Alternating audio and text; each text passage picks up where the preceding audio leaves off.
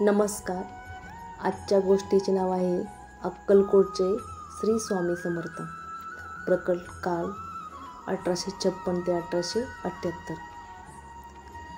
माघ वद्य 1 शके 1380 इसवी सन 1458 मध्ये नृसिंह सरस्वती श्रीशैल्य यात्रेच्या निमित्ताने कर्दली वनात गुप्त झाले. याच वनात 300 वर्षे ते प्रगाढ समाधी अवस्थेत होते. या काळात त्यांच्या दिव्य शरीराभोवती मुंग्यांनी प्रचंड वारूळ निर्माण केले. या जंगलात एका लाकूड तोड्याच्या कुऱ्हाडीचा घाव त्या वारुळावर चुकून बसला व श्री स्वामी वारुळातून बाहेर आले. तेथून ते प्रथम काशीस प्रगट झाले. पुढे कलकत्ता इथे जाऊन त्यांनी काली मातेचे दर्शन घेतले. नंतर गंगा तटाकाने अनेक ठिकाणी भ्रमंती करून गोदावरी तटाकी आले. तेथून हैदराबादवरून मंगळवेढ्यास 12 वर्ष राहिले आणि मग पंढरपूर, मोहोळ, सोलापूर मार्गे अक्कलकोट इथे आले. त्या ठिकाणी त्यांचे वास्तव्य अखेरपर्यंत म्हणजे शके 1800 पर्यंत होते. दत्त संप्रदायात श्रीपाद श्रीवल्लभ आणि नृसिंह सरस्वती हे दत्तात्रेयांचे पहिले व दुसरे अवतार म्हणून समजले जात.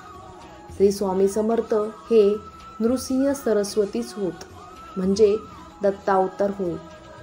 अक्कलकोटचे परब्रह्म श्री स्वामी समर्थ आपल्या भक्तांना अभयदान देताना म्हणत, भिवू नकोस, मी तुझ्या पाठीशी आहे.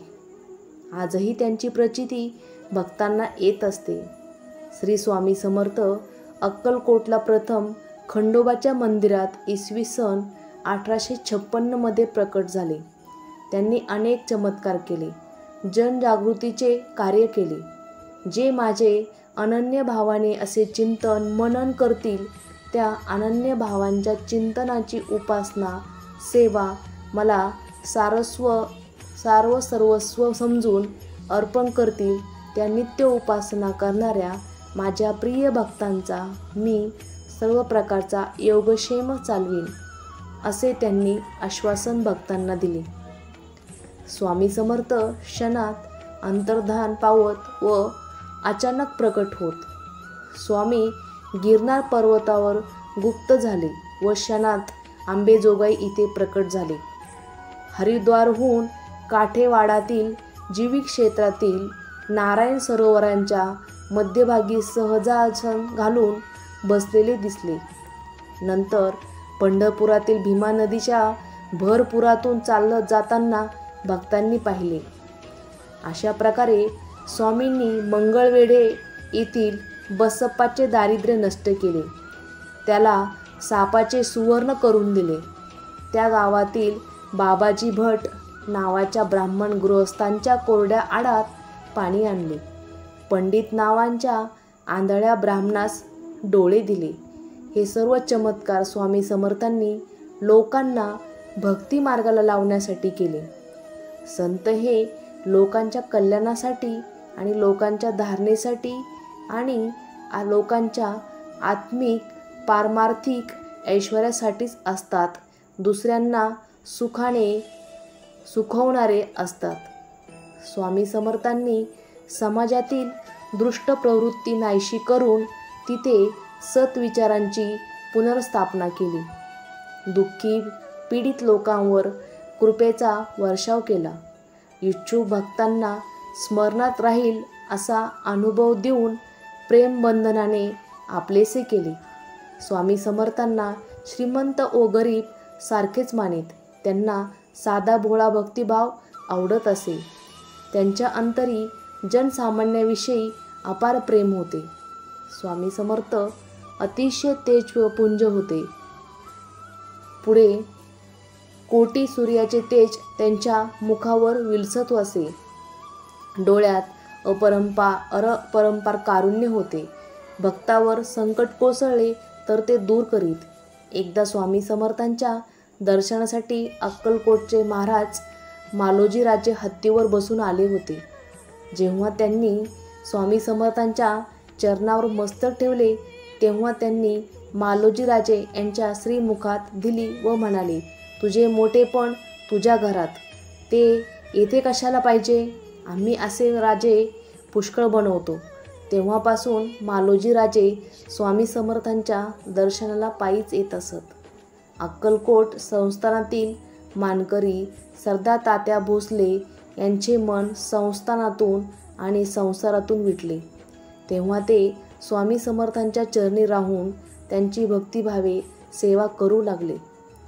एकदा ते स्वामी समर्थाजवळ बसले असता ते तात्या भोसले यांना म्हणाले, तुझ्या नावाची चिठ्ठी आली आहे.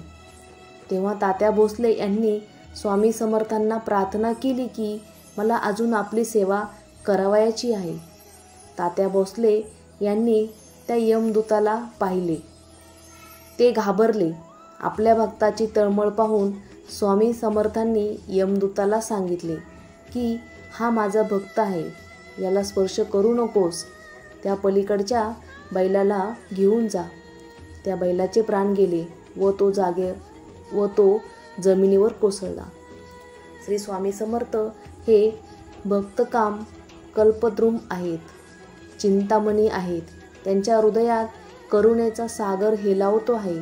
त्यांना हाक मारा, ते सदैव तुमच्या जवळच आहेत. स्वामी समर्थ आपल्या भक्तांच्या कल्याणाबाबत सदोदित जागरूक राहून त्यांची भयानक संकटातून मुक्तता करतात.